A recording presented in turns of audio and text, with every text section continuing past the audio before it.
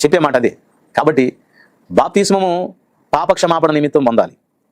ఇప్పుడు సంవత్సరం పిల్లోడికి, సంవత్సరన్నర పిల్లోడికి వాడు నేను పాపినని వాడికి అర్థమవుతుందండి? మీకు అర్థమయ్యే భాషలో చెప్తాను. ఒక సంవత్సరన్నర పిల్లోడికి ఒక ₹1,00,000 ఖరీదు చేసి ఒక నాన్ తాడు తీసుకొని ఇచ్చామనుకోండి,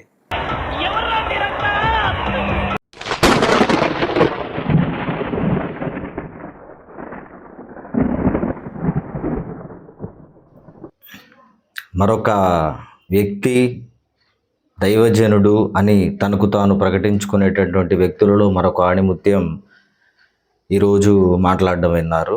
నేను ఎక్కువగా లాగైతే చేయను, డైరెక్ట్గా పాయింట్లోకి వచ్చేద్దాం.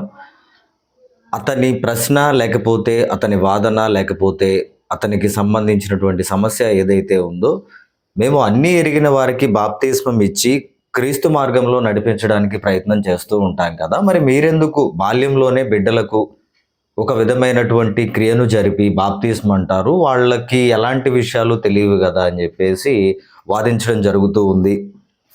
అలాగే థియాలజికల్ కాన్సెప్ట్ అంటే ఏంటి అన్న ఉద్దేశంతో మాట్లాడడం జరిగింది. సో వాటి గురించి మనం క్లియర్ కట్గా తెలుసుకుందాం. First of all, dear brother, నీకు జ్ఞాన స్నానం యొక్క అర్థ వివరణ పూర్తిగా తెలియనప్పుడు సమీపంలో ఉన్నటువంటి చర్చి దగ్గరకో లేకపోతే అక్కడ పనిచేస్తున్నటువంటి గురువు దగ్గరకో వెళ్ళి, ఇది మీరు ఎందుకు చేస్తున్నారు, ఇది వాక్య విరుద్ధమా, లేకపోతే ఈ క్రియ యొక్క ఫలితం ఏంటి, ఈ కార్యక్రమం యొక్క ఉద్దేశం ఏంటి అని తెలుసుకోవాల్సిన అవసరం ఉంది.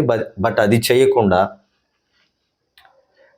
నువ్వు నాకు తెలిసిందే జ్ఞానం, నేను చెప్పిందే వేదం, మీరందరూ చేయాలి ఆమోదం అన్న తీరులో మాట్లాడుతున్నావు. అది మరి ఎందుకు అలా అనేది నీకు నువ్వు ఆలోచించావా, లేకపోతే ఇది తప్పు, వాళ్ళ విధానంలో ఇది ఒక కార్యక్రమం తప్పు అని మీ నాయకుడు చెప్పాడో నాకైతే తెలియదు. కానీ ఫస్ట్ ఆఫ్ ఆల్, జ్ఞాన స్నానము జ్ఞానము చేత శుద్ధీకరింపబడేటువంటి ఒక విధానము. కథోలిక విశ్వాసంలో కానీ సాంప్రదాయ ప్రక్రియలో కానీ బిడ్డలు పుట్టిన వెంటనే లేదా బాల్యంలోనే జ్ఞాన స్నానము అనే ఒక కార్యక్రమం జరుగుతూ ఉంటుంది. దాని యొక్క ప్రధాన ఉద్దేశము జన్మ పాపములు పోగొట్టడంతో పాటు జన్మ పాపముల యొక్క ఫలితము బిడ్డ జీవితంపై పడకుండా ఉండడంతో పాటుగా తల్లిదండ్రులకు కూడా అక్కడ ఒక కట్టుబడి ఉంటుంది. ఏంటి ఆ కట్టుబడి అంటే, క్రీస్తు ప్రభు మార్గంలో వాక్యానుసార జీవితంలో మీ బిడ్డను పెంచేటట్లుగా మరియు అదేవిధంగా దైవిక ఆజ్ఞలు మీరకుండా మీరు పెంచగలరా, పెంచాలి తప్పకుండా అనేటువంటి ఒక కట్టుబడి తల్లిదండ్రులకు కూడా ఉంటుంది. ఆ కార్యక్రమం జరిగేటప్పుడు అది చేస్తున్నటువంటి గురువు ఇవన్నీ అడుగుతూ ఉంటాడు. అమ్మా, మీరు మంచిగా మీ బిడ్డను పెంచాలి, 10 ఆజ్ఞలకు లోబడాలి, వాక్యానుసారంగా జీవించేటట్టు చూసుకోవాలి. ఈ భౌతిక ప్రపంచంలో మీరే తల్లిదండ్రులు కాబట్టి అతని పెంపకం, ఆ బిడ్డ పెంపకం, పెరుగుదల, వ్యక్తిత్వాన్ని తీర్చిదిద్దాల్సిన బాధ్యత మీదే. కాబట్టి ఈ కట్టుబడి అనేది అక్కడ మొదటిగా ఉంటుంది. అంత ఈజీగా ఇవ్వరు. జ్ఞాన స్నానము అనేది మిగిలినటువంటి క్రియలన్నిటికీ కూడా ఒక ముఖద్వారము. జన్మపాపం పోవడానికి, అదేవిధంగా ఒక వ్యక్తి క్రీస్తు మార్గంలో తన జీవితాంతాన్ని ఈ లోకాశలను కానీ ఆకర్షణలు కానీ ఎవ్రీథింగ్ వచ్చే ప్రతి ఒక్క దాన్ని సంబంధిత వయసులో ఏ విధంగా ఎదుర్కోవాలి అని అన్నీ జరుగుతూనే ఉంటాయి.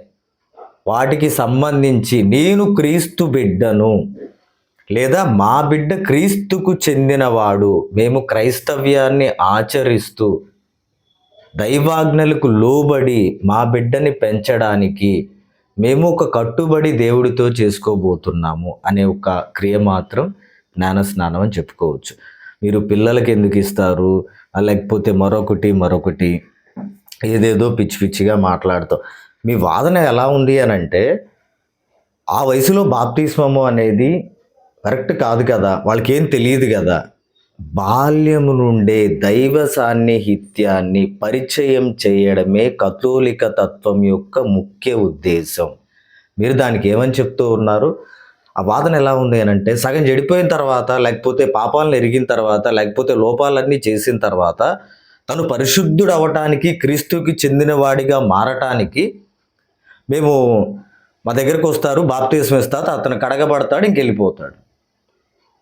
బాల్యం నుండే కదా పరిశుద్ధ గ్రంథం ప్రోవెర్బ్స్ చాప్టర్లో, సామెతల్లో కూడా బాలునిగా ఉన్నప్పుడే చివరలో ఆ చెరసాలలో ఉన్నటువంటి ఆ జైలర్ వాళ్ళ కుటుంబీకులందరూ కూడా వెళ్ళి ఆ ప్రార్థన చేసుకొని, హౌస్ హోల్డ్ అంటారు దాన్ని, ప్రార్థన చేసుకొని వాళ్ళందరూ కూడా, ఆ కుటుంబ సభ్యులందరూ కూడా బాప్తిస్మం తీసుకోవడం జరిగింది. అలాగే మొట్టమొదటిసారిగా పేతురు గారు 3,000 మందికి బాప్తిస్మం ఇచ్చేటువంటి ప్రక్రియలో మీకు, మీ పిల్లలకు, అన్యులకు, దూరస్తులకు, వాళ్ళందరికీ కూడా బాప్తిస్మం అనేది అప్పుడే మీరు క్రీస్తుతో తిరిగి లేస్తారు అనేటువంటిది జరుగుతూ ఉంటుంది. ఇక్కడ ఏంటి అనంటే కథోలిక తత్వం యొక్క ప్రధాన ఉద్దేశము బాల్యము నుండే, దయచేసి కాస్త అర్థం చేసుకోవడానికి మనందరం కూడా ప్రయత్నించాలి. ఇది వాక్య విరుద్ధమైనటువంటి ఆచారం ఏ విధంగా అవుతుంది? ఈ లోకంలోకి ఒక మానవుడు పుట్టిన వెంటనే, ఒక మానవుడు వచ్చిన వెంటనే, ఒక శిశువు మానవ రూపంలో ఒక శిశువు వచ్చినప్పుడు వెంటనే బాల్యం నుండే తన జన్మ పాపములు పోవడానికి మరియు బాల్యం నుండే క్రమశిక్షణాయుతమైనటువంటి ఆధ్యాత్మిక జీవన గమనంలో ఒక ఏజ్ రావాలి. ఒక ఏజ్ వచ్చిన తర్వాత అది ఇవ్వాలి బాప్తిస్మము. ఆడపిల్లలు మెచ్యూర్డ్ అయ్యాక ఎంత ఫూలిష్గా మాట్లాడుతున్నావు. నీ బిడ్డని బాల్యం నుండే ఒక క్రతువునిగా జరుపుకుంటూ ఒక్కొక్క వయసులో ఒక్కొక్కటి పరిచయం చేస్తూ దైవ సాన్నిహిత్యానికి దగ్గరగా ఉంచి ఎంత అద్భుతంగా ఉంటుంది. అలా పెరిగినటువంటి మనిషి క్రమశిక్షణాయుతమైనటువంటి జీవితాన్ని నేర్చుకుంటూ ఉంటాడు కదా అనేది ఇక్కడ గమనించాలి. బాప్తిస్మ ప్రక్రియలో, ఈ జ్ఞానస్నాన ప్రక్రియలో ఆ క్రియ జరుగుతూ ఉన్నప్పుడు మీరు దేవుని ఆజ్ఞలకు లోబడి వాక్యానుసారమైనటువంటి జీవితాన్ని మీ బిడ్డ జీవించే విధంగా ఆ బాధ్యత మీకు కూడా ఉంది. తల్లిదండ్రులకు మీరు దానికి కట్టుబడి ఉన్నారా? కట్టుబడి ఉన్నాం. ఆ విధంగా పెంచగలరా? పెంచగలం. ఒక అద్భుతమైన, ఒక అందమైన దైవిక జీవితంలోకి ఒక కుటుంబం ఏ విధంగా వస్తుంది అనేటువంటి క్రియా ఫలితమే బాల్యంలో జ్ఞానస్నానం. ఇది తెలియకుండా అంతా అయిపోయిన తర్వాత మా దగ్గరికి రండి, మేము అభిషేకించి బాప్తిస్మం ఇచ్చి పరిశుద్ధునిగా చేసి బయటికి పంపుతాము. ఇదే నీకు మొదటి నుండి కూడా. తర్వాత మీరు అప్పుడు వదిలేస్తారు, ఆ పిల్లాడికి ఏం తెలియదు కదా, అది ఇది పెద్దయిన తర్వాత పాపాలు చేస్తారు కదా. నీకు తెలియకపోతే తెలియనట్టుండు, లేదా తెలుసుకో. బాల్యంలో జ్ఞానస్నానం, ఆ తర్వాత కొన్ని సంవత్సరాలకి దివ్య సప్రసాద స్వీకరణ, ఆ తర్వాత యుక్త వయసులో ఉండి స్త్రీ పురుషుకి సంబంధించినటువంటి శారీరక మార్పులు జరిగిన పిదప భద్రమైన అభ్యాంగం, ఆ తర్వాత మరొకటి జ్ఞాన వివాహం, ఆ తర్వాత లేదా గురుత్వం లేదా అవస్థాభ్యాంగనం. ఇలా ఒక్కొక్కటి మానవ జీవితంలో వయసును బట్టి ఈ దివ్య సాంగ్యాలు అనేవి ఉంటాయన్నమాట.